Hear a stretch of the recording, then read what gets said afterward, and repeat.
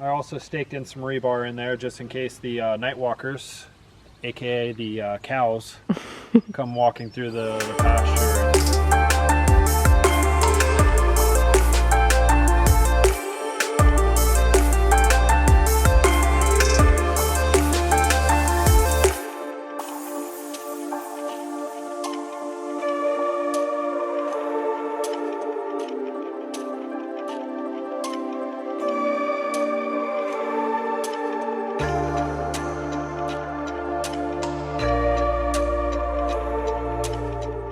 Welcome back, guys. Today we are so excited because we get to finally start the process of working on the foundation for our shipping container home.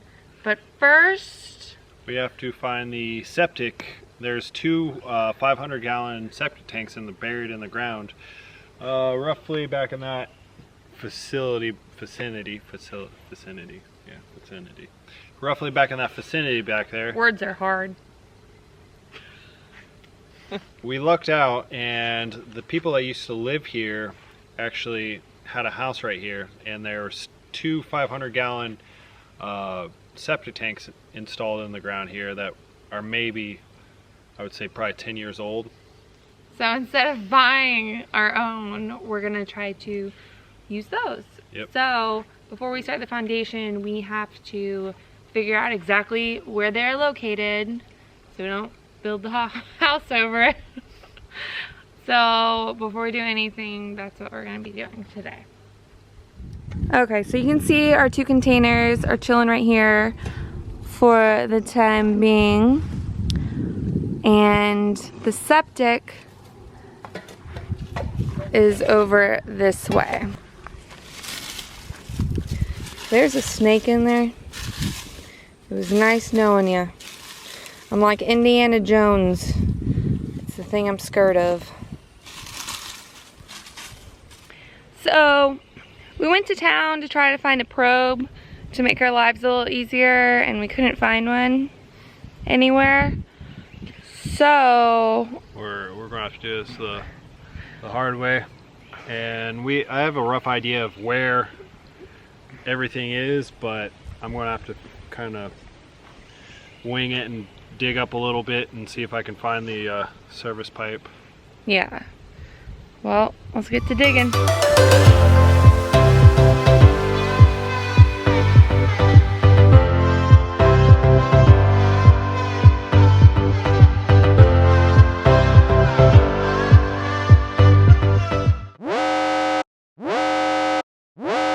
Warning. Warning. The tan lines you're about to see may disturb you. We found our septic tank, and then we found the pipe that used to go up to the house. You can see the pipe. So it roughly comes out here somewhere. Probably right there.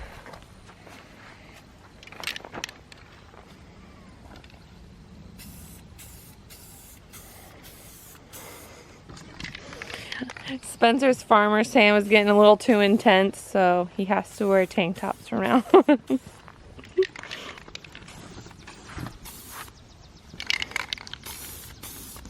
Bear doesn't like this. So roughly where our underground pipe runs. Check out these catfish. My grandfather put these in. Put the catfish in here a few years back, and some of them are monsters. My gosh. Bear's just watching them all.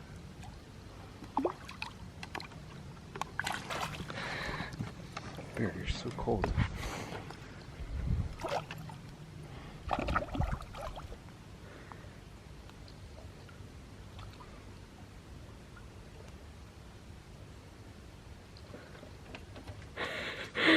Bear wants the bread.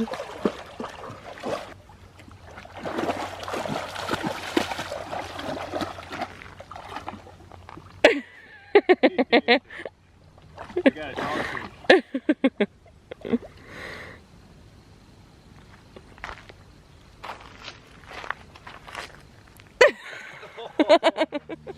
Don't you hear that? No generator. So nice. Heck yeah. So nice to be able to use power tools and not have to run the generator. Oh. That's awesome. I didn't even think about that. Now we can just talk so much more. I bet you're happy about that. So today we are working on placing the layout of the shipping container home. We'll be just getting a rough idea of where everything's going to be laid out, and also like where our footings for our posts are going to be. So if you can see right behind me, we kind of got a rough idea of where it's going to be. In the area with no grass. Yeah, the area with no grass. With that, also it's facing true south. With facing south, not only are we going to utilize the overhangs from the summer sun, but also in the west, when the sun sets, we have the smallest surface area possible for the sun to heat up. So, and also we're going to utilize, there's some trees over there that will kind of block the sun, but and we can plant things one day accordingly. yeah. Alright, so we have the tape measure lined up here in the front. This is going to be the front container, because obviously we have two. That is going to be where the front one is, and then the other one is going to be over to the right more. But just so you have an idea of what we're doing and where we're doing it. So now Spencer is putting some stakes in the ground that he cut.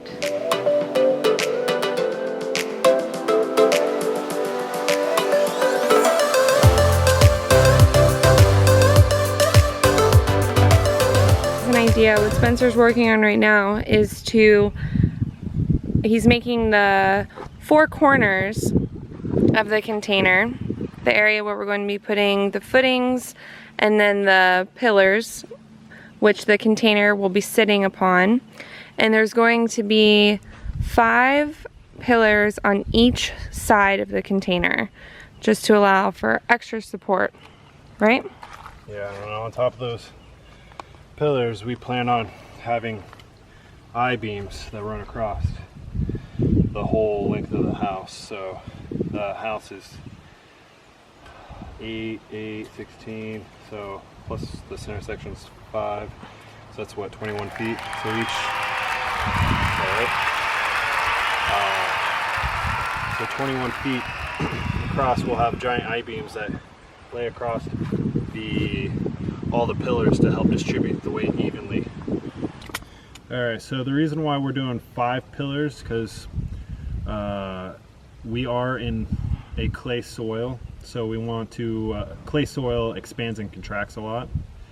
So we have 5 pillars on each side of the container. So 5 down one side, 5 this side. So in total we'll have 20 pillars, and then we'll have I-beams that distribute the weight evenly between all those pillars. In addition to why we're building 5 pillars is because we're building a center section for the containers.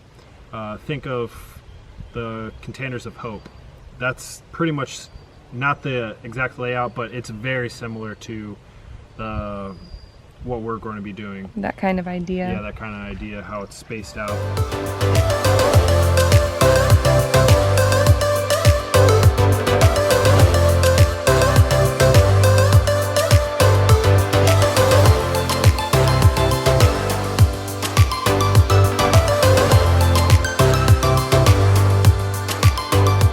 at the end of today, we got one site finally laid out, you know, because geometry's hard. And yeah, finding a perfect right angle took it took a little time, but we finally got it out, and it's perfect now. This is perfect size of a shipping container, 8 feet by 40 feet. Everything's perfect. right now. So I also staked in some rebar in there just in case the night walkers, aka the cows, come walking through the pasture and rip down our line. So I'll at least know where the posts are supposed to be. Tomorrow, I would imagine, now that we got the correct science down for making our right angles, the other side should go a little bit quicker, and then from there we can start working on the footings. In order to get a right angle, like a perfect right angle, all we did was the 3-4-5 method. So you measure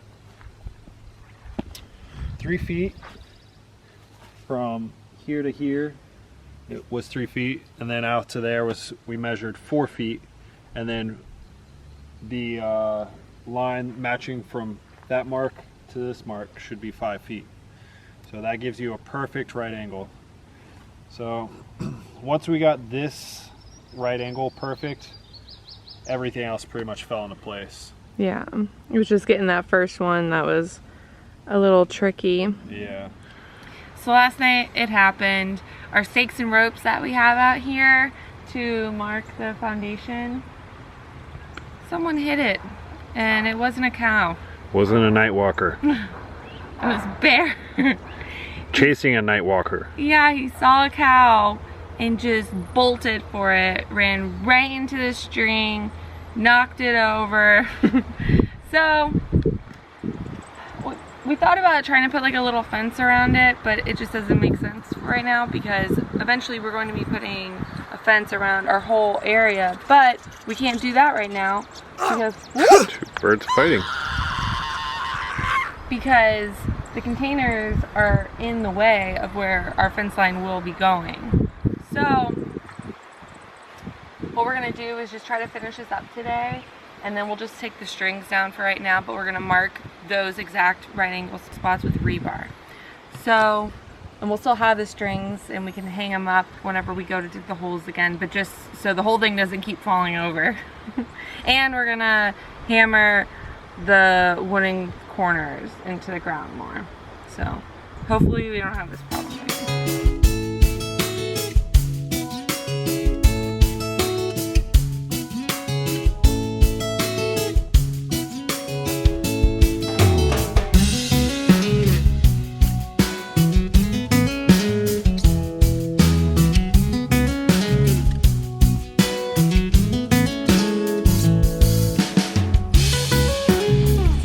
Okay, so to kind of just give you guys an idea of what the house is going to look like and just a little brief overview of the layout, this essentially over here will be the front of the house. Okay? So this is your one container, and then we have the other container over here. They're offset by 5 feet, and this one is actually 4 feet forward from this one. So they're, you know, offset a little bit. So this is where our front door is going to be. We're going to have a little porch, and you'll come in here into your door, which is in the center 5 feet that it's offset, and you're going to have vaulted ceilings up here. And this is going to be so far the plan is for it to be a 3-bedroom, 2-bath house with a full kitchen, living, all that good stuff. So literally right when you walk in, you're gonna have 2 bedrooms on your left and right. Well, one will be our office, but 2 bedrooms. And then on this side, this whole area is going to be a gigantic cutout in the container, so it's going to be huge. We're gonna have our living room over on this side, and then our kitchen over on this side with some nice windows to overlook the pond. And one day, my plan is to put a huge deck out here, so we can enjoy the outside area. And then, once you pass the kitchen, we're going to have our guest bathroom. And then, right about here, will be a door that goes into the master bedroom. So all this whole side will be our bedroom. Our bed will be over here. We're gonna have a closet, and then we will have a walk-in bathroom right where you're standing right now. So, and then there will be another door back here, and you'll go out to another little deck. But yeah, just like I have a little private, you know, master bedroom, suite deck area. It's starting to get really real. It feels good to finally be kind of all lined out. I know people keep saying stuff about putting a fence up. Believe me, we know. Like, we need to have a fence up. We need to keep the cows out, all that stuff. And to keep bear in.